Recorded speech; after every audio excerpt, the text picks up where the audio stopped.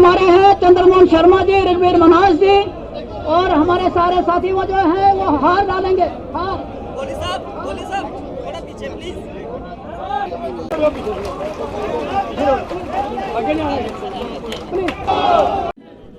आज यहाँ खुशी का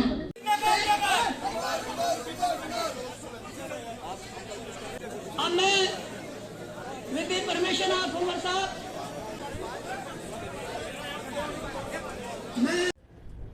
तमाम लीडरान तो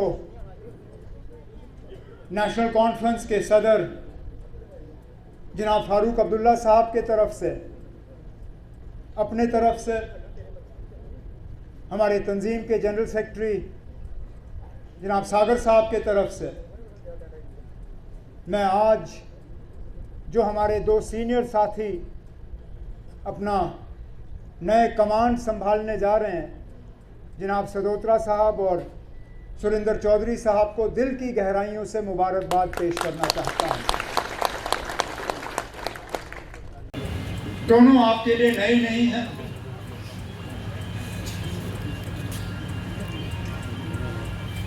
बीच में बेशक कुछ गलतफहमियों की वजह से हमने थोड़ी देर के लिए सुरेंद्र चौधरी जी को खोया था, लेकिन आज आ गए।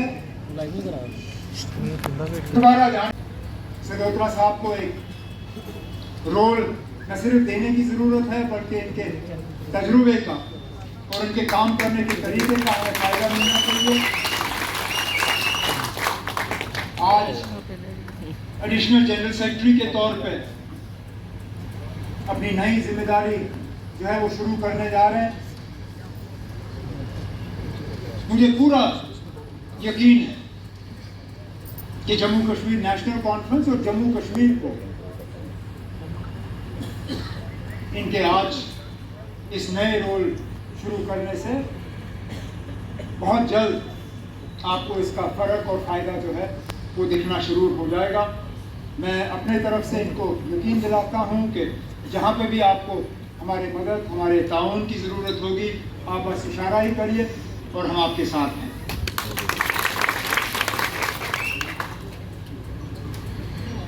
बड़े अजीब दौर से हम गुजर रहे हैं। समझ नहीं आता कि किसकी बात पे यकीन किया जाए, किसकी बात पे भरोसा किया जाए, किस चीज को हम सच माने, किस चीज को झूठ। सुप्रीम कोर्ट में एक बात कहा जाता है, सुप्रीम कोर्ट के बाहर दूसरी बात। अब पिछले ही दिनों अलग अलग बयान जिनको समझना मुश्किल, लेकिन उन पर रोशनी डालना जरूरी। 5 अगस्त 2019 जब 370 हटाने का काम हुआ तो क्या कह के किया कि जम्मू कश्मीर को अभी पूरी तरह से मुल्क के साथ जोड़ा नहीं गया था। 370 हटाने के बाद अब हमने जम्मू कश्मीर को पूरी तरह से मुल्क के साथ जोड़ दिया। कहा या नहीं कहा? पिछले दिनों जब सुप्रीम कोर्ट में केस चला 370 को लेके, गवर्नमेंट के जो सबसे बड़े वकील हैं उन्होंने सुप्रीम कोर्ट के चीफ जस्टिस और 4 और जो जज हजरात हैं उनको क्या कहा? कहा कि 370 हटाना हमारे लिए बहुत जरूरी था, क्योंकि जम्मू कश्मीर के लोग अपने आप को बाकी मुल्क से अलग समझते थे। हमने 370 हटाया इस सोच को हटाने के लिए, और आज हम दावे से कह सकते हैं कि जम्मू कश्मीर को हमने पूरी तरह से मुल्क के साथ जोड़ा है। ठीक है, आपने कहा हम कौन होते हैं एतराज करने वाले, लेकिन उसके कुछ दिन बाद हम देखते हैं कि हमारे माननीय लेफ्टिनेंट गवर्नर साहब यूपी में तकरीर करते हैं और तकरीर में कहते हैं कि मैं तब तक जम्मू कश्मीर में हूं जब तक कि मैं जम्मू कश्मीर को पूरी तरह से मुल्क के साथ जोड़ता नहीं हूं।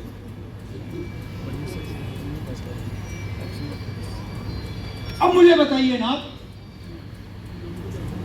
झूठ किसने बोला? कोई कमी नहीं। मैं उनके नाम एलजी साहब को लिख के दे सकता हूं, जो मेरे कमरे में आके मुझे कहते थे जनाब आपसे बेहतर चीफ मिनिस्टर जम्मू कश्मीर क्या हिंदुस्तान में नहीं देखा है।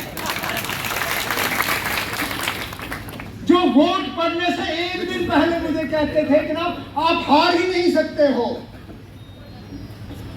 फिर जब नतीजा आया मुझे पता चला कि मैं कितना हार सकता हूं और कितना जीत सकता हूं।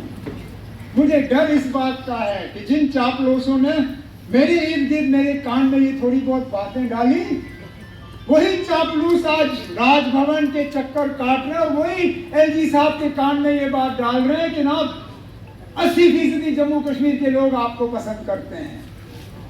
मैंने उस वक्त गलती की, मुझे जमीन पर उतर के अपने वर्करों से पूछना था कि आप बताओ सही क्या है गलत क्या है। अब मैं एलजी साहब से कहूंगा आपसे ज्यादा यहाँ वर्कर नहीं होंगे तो मेरे वर्करों से आके मुलाकात करिए, पूछिए जमीनी हकीकत क्या है। एक चीज का आप लिख के रखिए, मैं उन लोगों में से हूं जो बार बार वही गलती नहीं करते। पिछली की हुई गलतियां दोबारा दोहराई नहीं जाएंगी।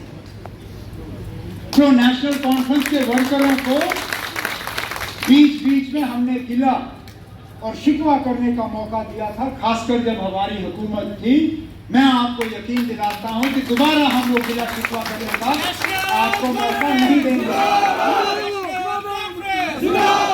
बस आप इस नेशनल कॉन्फ्रेंस के झंडे को मजबूती से थामिए, इसको बुलंद रखिए, लोगों के मुश्किलात, मुतालबे, परेशानियां, इनका हल हम करके लोगों के सामने जो है इनकी झोली में इनका हल डाल के